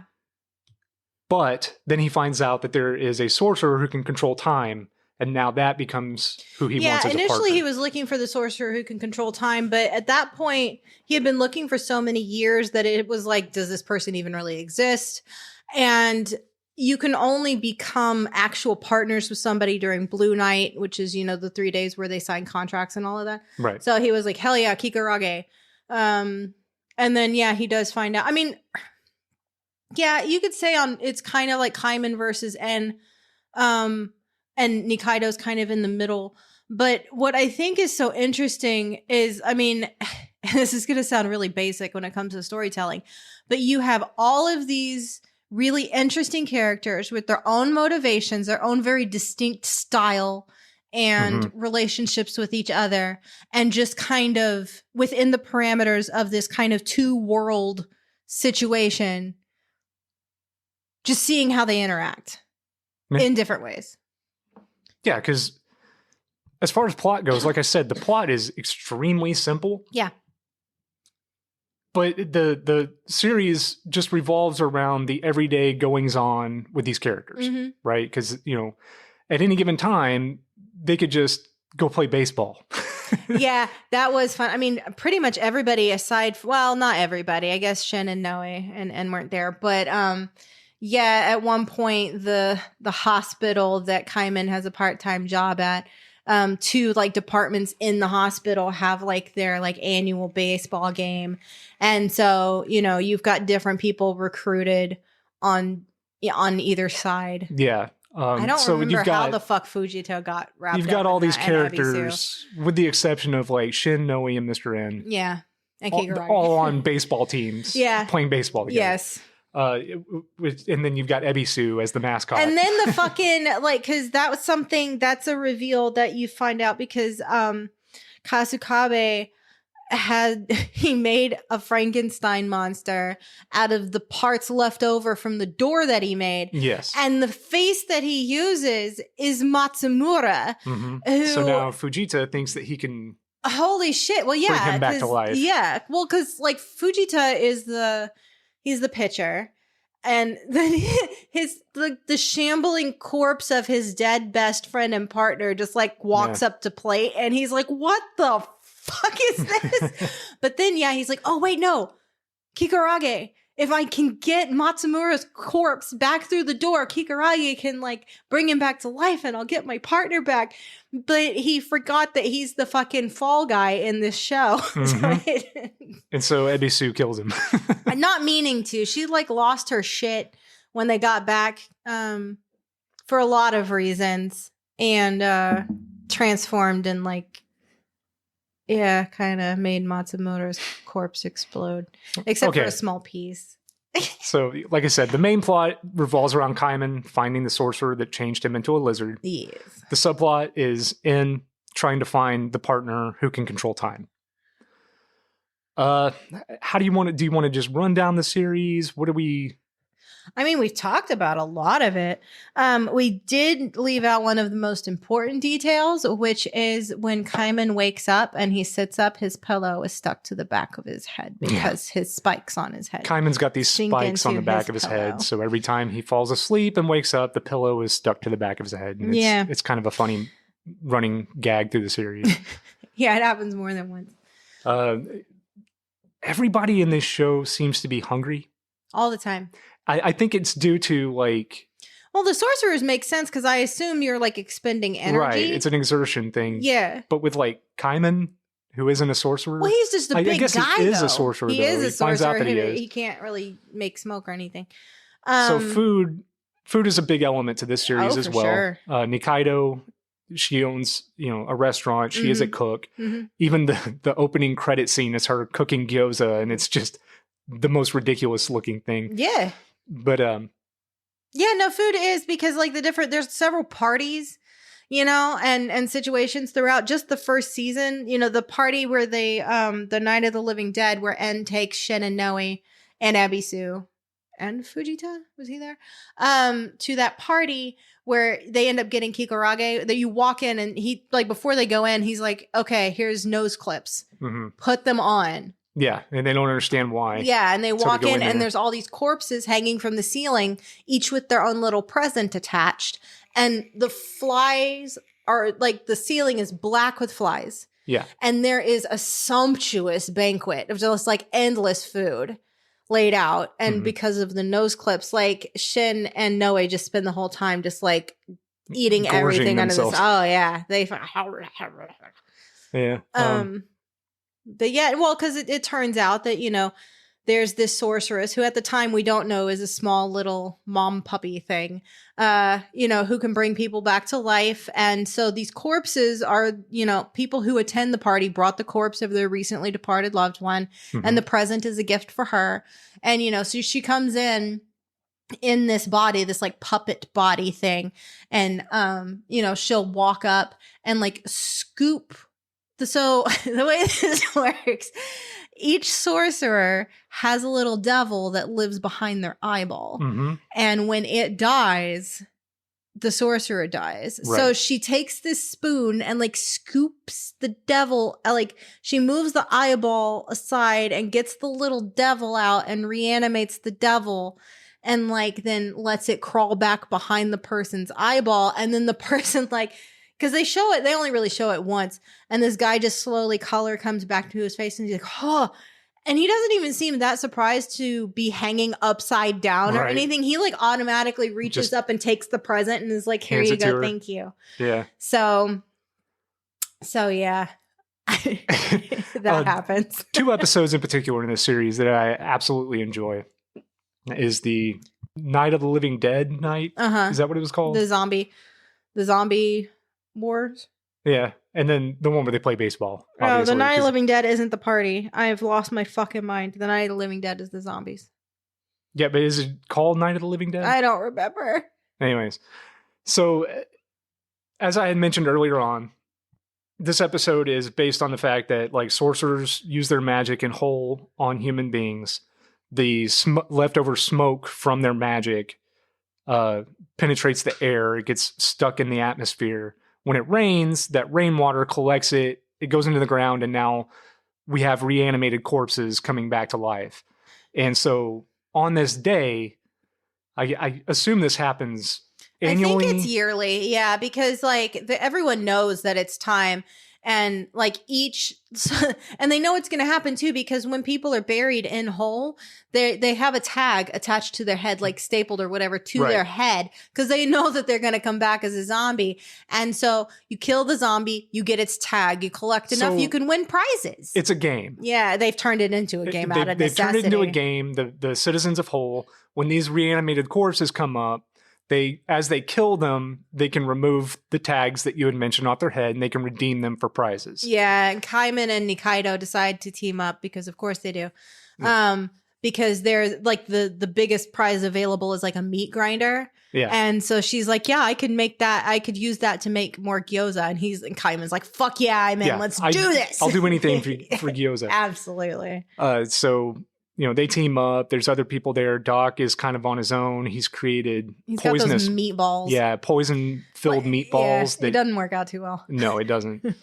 But this episode is just, it's fun. It's silly, but it's also very gory. Yeah. Well, kind of like the baseball one. Like on some level, it could be said it's filler, but I don't think it is, because it adds to the world building. And does push things forward. Watching this as recently as I have, like, I don't think that any of these episodes are filler. I wouldn't consider them filler. I mean, does it focus on, because we haven't really talked about the Cross Eyes at all. They're a gang of low-level sorcerers who they kidnap mid and high-level sorcerers and basically trap them and like drain them of their smoke over time and sell the smoke for money. Yes. And so in this world, you can take your smoke to a pawn shop essentially and sell it. Yeah. And they resell it. There are always people out there looking for smoke. I don't know if it's necessarily for sorcerers or not. I don't know if humans use it. No, they wouldn't use it. They seem to, because this is only in the sorcerer's world that they do that. I thought they sold it in whole. Okay. The pawn shop is in the sorcerer's world. All right. Well, then you have a bunch of sorcerers who are looking for It's like smoke. a black market thing. Is it like a drug I type would thing, assume that, because you can, there is a drug called black powder, which is different from smoke, that they can take, and Abisu takes it. It's highly addictive. They were also giving it to Kikurage at first. That the person who had Kikurage before N came in. Right. And when they take it, it like temporarily enhances your powers. Okay. So, they use it for that.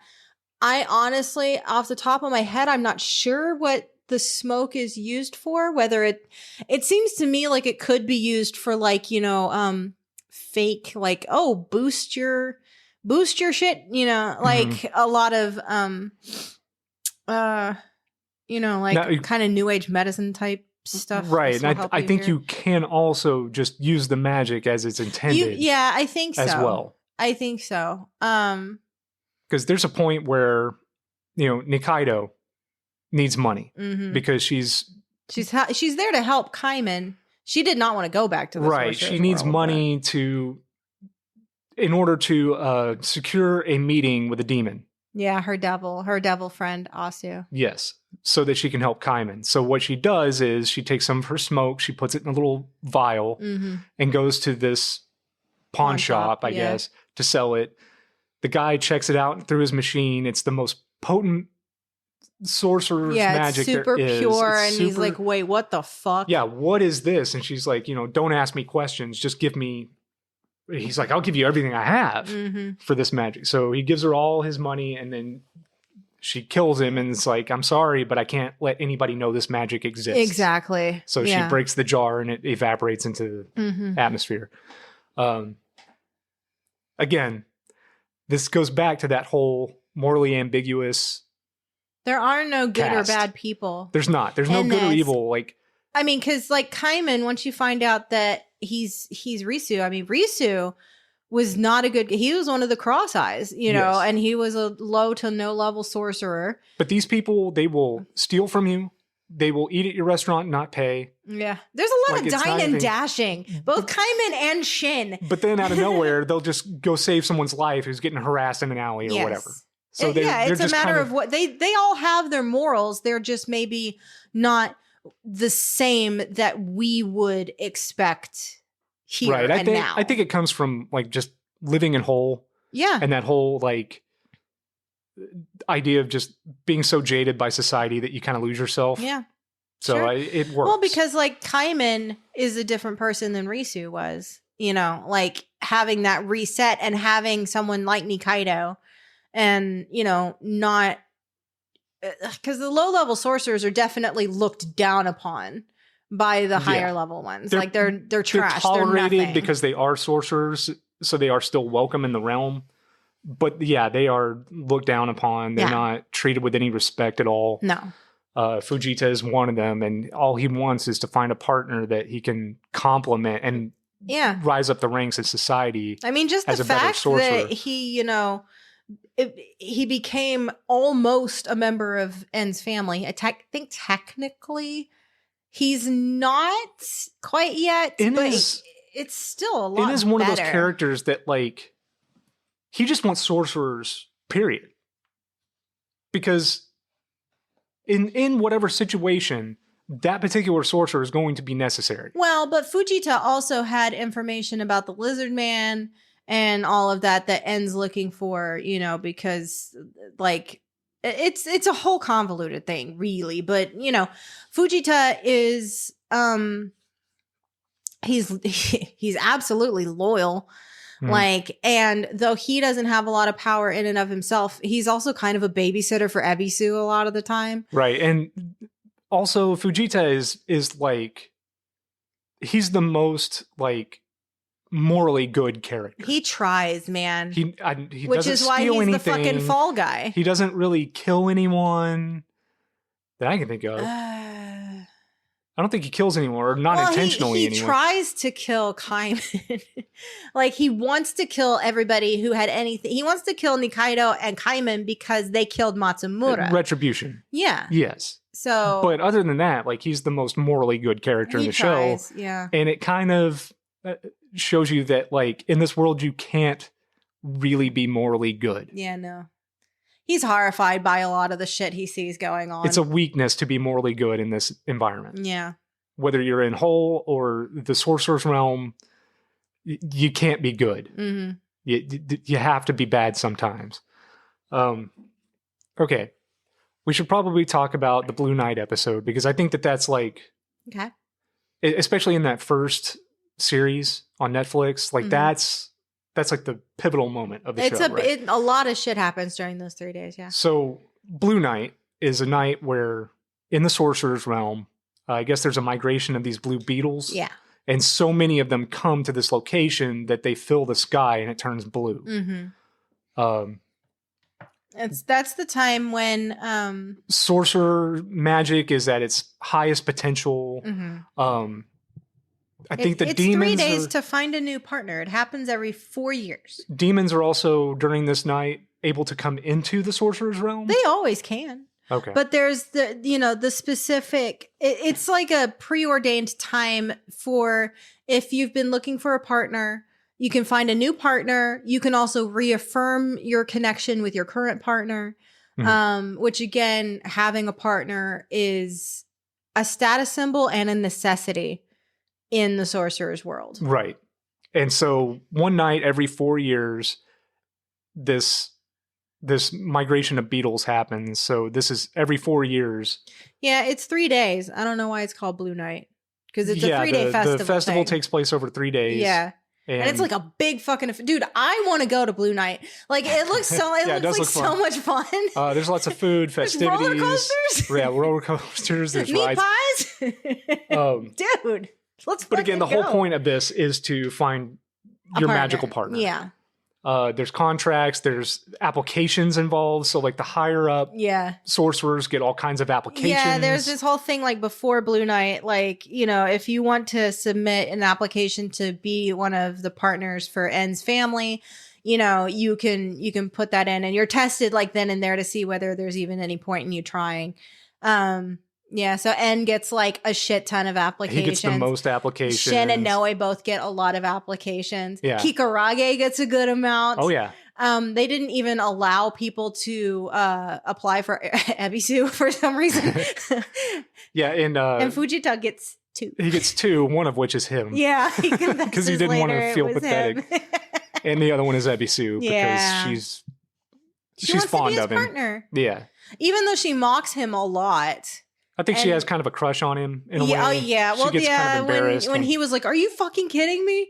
And like Noe takes off like Ebisu's skull mask, like she's the whole classic anime just entirely red. Throughout the series, it seems like Ebisu is also she's a 13-year-old girl, so she's kind of enamored with this idea of being a woman. Yeah, right. Just being a sexy, full-grown woman. Very much a child's idea of what a woman is. All it means to be sexy is to have big boobs and show them to everyone. Yeah. And that's exactly what she does. Yeah. Or she gets fake boobs for one dance as part of her dress and then loses them. And then she's like, oh, where did they go? Yeah, exactly. She gets very upset because she's like, Shin, you think I'm sexy now, right? And he's like, what the fuck are you get away She's always from me. Trying to dance all sexy, but it just looks... It doesn't work. Absolutely ridiculous. With her skull head on. Like, like honestly, her age could be problematic, but it's the way it's handled, honestly, it doesn't bother me. It's so ridiculous. Yeah, and it's very much a child's idea. Anytime she's topless or something, she doesn't have nipples. No, so it's but at the same time, it's not really played off as sexy, right? Like she thinks it is. No, not at all. But nobody is remotely, like you said, it's a young woman's idea of what being sexy is. And I think that I mean, I can only speak for myself, and I don't know about you, but you know, at that age, you're trying things like whether it's wearing more makeup than you should or trying different like fashions or whatever, and you're like, hell yeah, no, I'm an adult, and fucking no, you're not. Shut the fuck up. And it is super awkward and really like flirting and all of that is like really bad. It's really cringy. And not even really knowing why you're doing it. Yeah, no. You just have this innate need to just be a jackass for a while, you know. And so you see that with Ebisu, but in the world they live in, it's a very different. It's displayed differently. But anyways, back to Blue Night. Yeah. So you sign a contract. There's a demon there. I wish I could remember his name. You've had so much time to look up his name. I know. Anyways, he's the one that solidifies the contract between the sorcerers. So they're all there. They get their applications. They choose from the applications who they want their partner to be. It involves, this demon coming in. He creates a door in your chest, opens it up, takes a piece of you out. Whatever it is, it could be an organ. It could be. It's like a little sheet of. Yeah, whatever it is that he takes out of you, it transforms. Damp piece of fabric. It transforms into what looks like a piece of paper made of skin, with like. His name is Chidoruma. Plasma on it. By the way. Chidoruma is the name of the devil. You. All right. So he's the closest thing to God in Dorohedoro. You put your name on your skin paper. The other person puts their name on their skin paper. He takes the papers, puts them into you. It seals the door in your chest. Yeah, he's got like the special little handle. So he's the first devil. So like when people are like later on when Chota is like praying to Satan or whatever, to the devil. That's Chidoruma, who he's praying to. Yeah. So he shows up on Blue Night. He's got this special little handle that he like into your chest and opens your chest up and trades your little fabric pieces. You're now bound to each other. Yes. You're partners for the next 4 years. For the next 4 years. And Shin and Noe, of course, are perfect. And, they have this whole subplot when like people who tried to get them 4 years before are going after them again. And so she gets trapped and he like fucking almost dies. And, then like, oh, who was it? Who went in there? Who the fuck went in there looking for smoke? And then was like, shit. Was it not Risu? It was Risu. You're right. It was Risu's head on the robot body. Yeah. Because that's a sentence that makes sense to you. He went in trying to find smoke to steal. Because he needed to power his suit back up, his like robot body.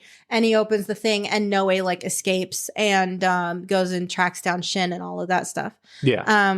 But no, and then they reseal their partnership for the next 4 years, and it's really sweet. Yeah, and I like it. During Blue Night, all these sorcerers find their partners, all except for Fujita, of course. He doesn't get one. Yeah, because Ebisu, her stomach started hurting, so she ended up in the bathroom for the rest of Blue Night. Yeah, so they couldn't actually, because he was like, you know what? Yeah, let's fucking do it. Right. Let's be partners. It doesn't work out. So what else? What else about this series do we need to Blue Night, discuss? you missed that. You didn't talk about the fact that Nikaido was kidnapped. Yes, by N. Nikaido gets kidnapped by N and forced because they find out that she can control time. Yeah. And forced to become his partner. Yes.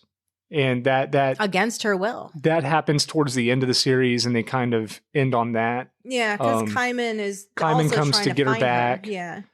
And during that whole story arc, Caiman winds up. He works for a pie shop for a while. Yeah, he winds up working in a pie shop. Yeah. And then the owner of that pie shop winds up having a competition with another pie shop owner who is a female character that... Yeah, who used to crush on the pie shop owner. Was his name Tamba? Tamba. Yeah, Tamba. Yeah. So there's like a little side thing where N's family decides which is the better pie shop or whatever. And the rival pie shop chick, like her power is to summon this thing named Angel who can do whatever she wants and emit smoke that like attracts men. Yeah, it's like she's got like pheromones in the air, and she's like serving these frozen apple pies over the far superior pies that Tamba makes. It doesn't affect the females. No. So the females try the pies and they're like, yeah, these are nothing. They're fine. These aren't great. Yeah, but Shen and Fujita and even N. Yes, all the men are like, this is the best thing I've ever tasted. And but eventually her magic runs out. And they're all like, what the fuck happened? But N, to his credit, because N eats nothing but mushrooms throughout the entirety of the series, except for the pie competition, because he ate the apple pie and he was like, well, to be fair, I need to come try some of these other pies. Yeah. And Tamba's pies sound fucking awesome. It's like venison and veal that's like marinated in herbs. He's put foie gras in there. And I was like, oh my God. And they're like these like... By the way, I don't like foie gras. I do. I fucking hate it. Dude, I love that you didn't like it. I will never forget being in France and you trying it and you're like, this tastes like wet dog. It's so bad. It's so good. Don't ever eat it. It tastes like wet dog smell. Me. It was delicious. It's so creamy. And no, it's not. It tastes like the way a wet dog smells. No, it does smell kind of like that, but the taste is amazing. No, it's gross. Anyways, but Tamba thought ahead and made a special chanterelle pie for N because he was like, I know you eat nothing but mushrooms. Which, by the way, sounded delicious. Oh yeah, even though it had foie gras in it. Dude, well, I think the chanterelle pie was just mushrooms because chanterelle's the yellow French mushrooms. Yeah. But yeah, N takes one bite and he's like, this is amazing. You win. He just wins. End of story. You win. Yeah. So. But yeah, everybody gets their partner except for Fujita. And Ebisu. Yeah, and Ebisu. But that's fine. I mean, I don't think you have to be. You don't have to. You don't have to be linked in order to be partners. Connection and status symbol. And it does give you some benefits because like you kind of get a sense of where your partner is. Right. Even if you're not in the same location. Yeah. Even though they kind of dropped that ball because like Noe spent like 2 days of Blue Night looking for Shen and like had to get Gura Gura, his dog, to like help out when If they're maybe it's inactive during. They Blue were Night. both incapacitated. I know, but she was freed first, and then was looking for Shin for a long fucking time. Yeah. But the only thing I'm thinking is maybe it was nullified because it was the Blue Night 3-day festival. Maybe because otherwise she should have been able to sense him and figure out where he fucking was. But anyway, she finds him. They wind up the dog finds sealing him. a contract at the very beginning of Blue Night. They are there. No, the Blue Night contract sealing happens at the end. What are you talking about? He and Noe were that was that like a that was a previous Blue Night, my guy. That was a flashback. Yeah. Okay. Well. Anyways, what else should we talk about when it comes to this series? Because I definitely think you should go watch it. It's insane in all the best ways. There's a lot of stuff that happens in the series that, to go into too much detail on it, to break it down, we'd basically just have to, say word for word what happened. And this would get really long. Yeah. But I think you should watch this. I think it's not for everyone. I think it's for everybody. I don't think it's for everyone. I don't really care for anime. Just because you like it doesn't mean it's for everyone. But it's exactly the type of shit you like, though. It's the cyberpunky kind of dystopian, bloody, with a nice cast of characters that all look fucking awesome. Yeah. They all have these personality traits that are super likable. There's not anybody in this show that I hate. Which is weird because there's always one character in anime that I'm just oh fuck. Yeah. I just don't care about this character. Yeah. But that's Zenitsu in Demon Slayer. Yeah, everybody in Dorohedoro is likable.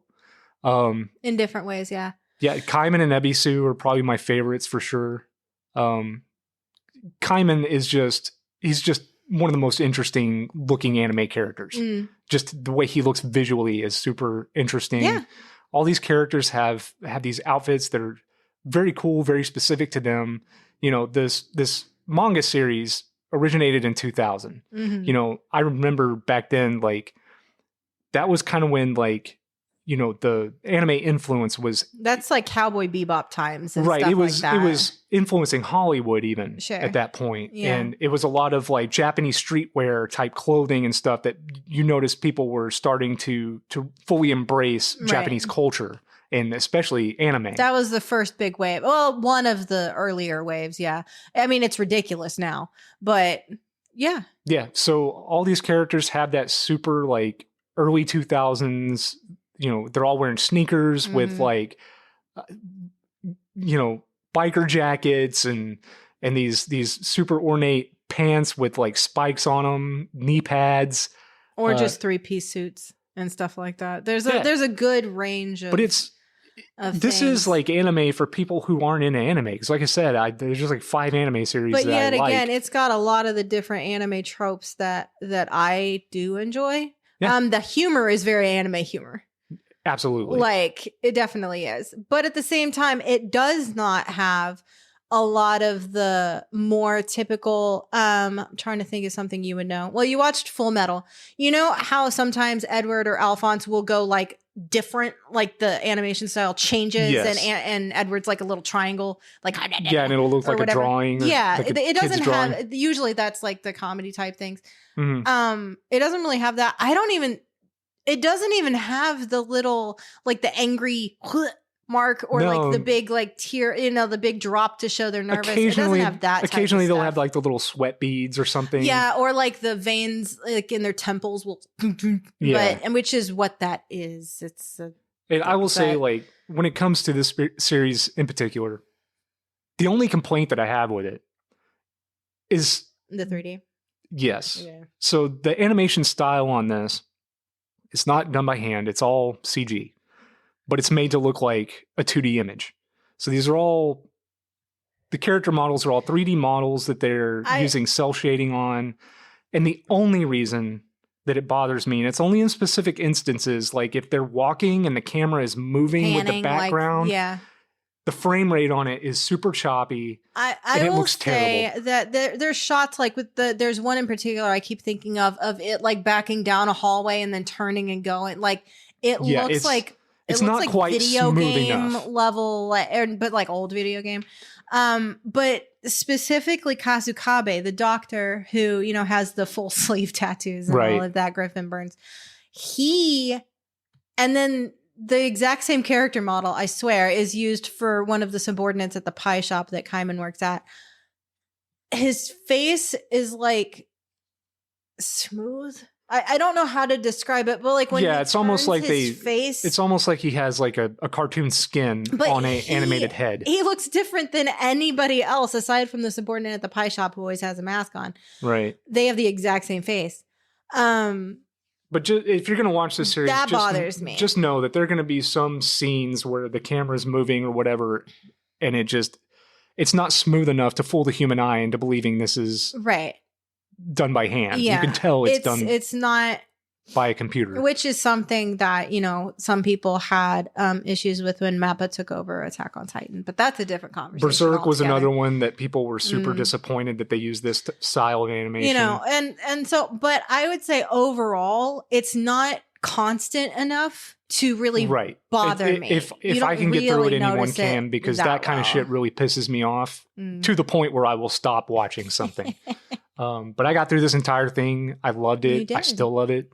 I can't wait to get the rest of the volumes of the anime or the manga so that I can read the story. Fucking season 2, please. Yeah, and then, you know, eagerly awaiting season 2. Yeah. Yes. So I assume you recommend this as well. I do. Okay. I like it. Well, and it's like I told you, we didn't talk about it here. Like, I bought you a Dorohedoro shirt. Yes. A long time, like when the series first came out, and you have since given it to me. I don't know why, but because I go to anime conventions, yes, I am that person. I never see any fucking merch or art. Yeah, there's like nothing, but at least anything official. Although I did see at this one, it was a shit convention in Mesquite we went to last year. That's where I met Griffin Burns, actually. But then there was like no one fucking there. And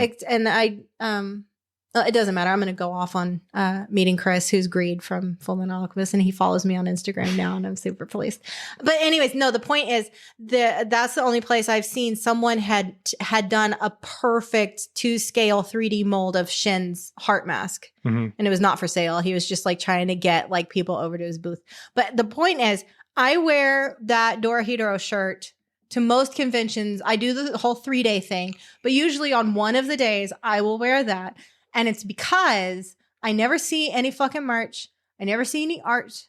Even the people who are voice actors in this don't have art like at their signing tables. There's no representation for Dorohedoro. But I am stopped multiple times by people going, "Oh, fuck yeah, I love that." Yeah. So it's something. One, the cool thing about the shirt too is like it's the art that's on the shirt is from the manga. Yes. It's not from the Netflix show, which is very different, by the way. It is. The anime series, it's way cleaner looking. Yeah. The manga is definitely much more gross and grimy. I super love her artwork in that. And just watching the progression of it getting better over time. Because this series, it ran from 2000 to like 2018. The manga did. So that's, 18 years of drawing these characters and getting better and better at it. And it just, over time, it's reflected in the artwork. So, I mean, there are fans out there. They find me. That, I am stopped multiple times. And I like seeing that. Because, like I said, I don't see, there's no fucking t-shirts. There's no figures. Well, when you love something that much, you want to see it have a future. Yeah. So I will. I'll wear the shirt. And the only way that's going to be possible is if enough fans of this show show support. Yeah. And demand it. For sure. But yeah, no, it's with all the anime I watch, I'm really glad that we were able to find something that you enjoy as much as I do. Yeah, because it's going to be very difficult to get me to sit down and watch an anime series, especially if it's like a One Piece. I'm not going to make you watch One Piece, for fuck's sake. Where there's that many years and seasons to get through. Yeah, man. And it's still going. Yeah. I can't do it. And you don't have to. Yeah. But yeah, Dorohedoro. Yeah. Highly recommended. It's fucking cool. It's on Netflix. It's only on Netflix. Unique. Watch it if you can. It's easy to get through. You could do it in a day. You know, there's only A 13. long day. There's 12 episodes and then like an OVA like clip things. Did you want to talk about the OVA at all? Yeah, we can. Because the OVA, so normally OVAs are like movies or like extra shit, like outside of the normal seasons of an anime, right? That will continue the story, or sometimes they're side stories. They're just or little whatever. stories that kind of add to the plot. Or in the case of something like Kami-sama Hajime Mashita, which I know you love dearly. It's my favorite. I'm going to meet Tomoe at the end of March. I'm so excited. That's the one I'm watching with my mom right now. Mm. But the anime only has, X number of seasons, but they finished off the stuff from the manga in the OVAs. They're like outside of, movies or longer episodes. It's kind of like just a little anthology series. It can be. In the case of Dorohedoro, yeah, it's a series of little clips that, doesn't have the same animation style, but tells little stories and fleshes out the world a little bit. Because I know you have one in particular that you really like. Yeah, there's one where the Gyoza Fairy shows the Gyoza up. Fairy. And what does he say? Gyoza za za za. Gyoza za za. But he shows up and just explains that he's the Gyoza Fairy. He shows up to make sure that people fully enjoy when they eat gyoza to the like fullest this extent that they spirit can. That humans can't see, that lives in the Hungry Bug, which is Nikaido's restaurant. Yeah. And he's just making sure, like, he provides hot oil if you forgot to eat the if you forget to put the right proper seasoning in there, he'll sneak in and put it in there for you, and he'll make your beer ice cold. Yeah, he'll help. use his powers. Yeah, or if you're eating too much, he'll just throw toothpicks in your face. Well, that's if you're not eating them when they're piping hot. Well, and if you eat too many. Because poor 13. Because he doesn't like you when you eat too much. We haven't talked about 13 at all, but I like him. But talk about like... he's just like, he looks kind of like the Pillsbury Doughboy with a gyoza head. But he's kind of cute, and he has this weird voice. And it's not important to the series at all. No, it's just but there. it just adds a little extra something. I have seen like fan-made t-shirts and stuff with the Gyoza Fairy on it. So he's obviously a fan favorite. There 12 episodes with that OVA at the end. Mm-hmm. It's easy to get through. You can do it in a day. Yeah. Highly recommend or it. 2. Yeah. I mean, I could do it in a day. Well, and this series too, like, really is one of those things that when you start it, you're not going to want to stop it. Yeah. No, they're really good at what comes next. They get you in with the weirdness, and immediately the weirdness just keeps getting weirder and weirder.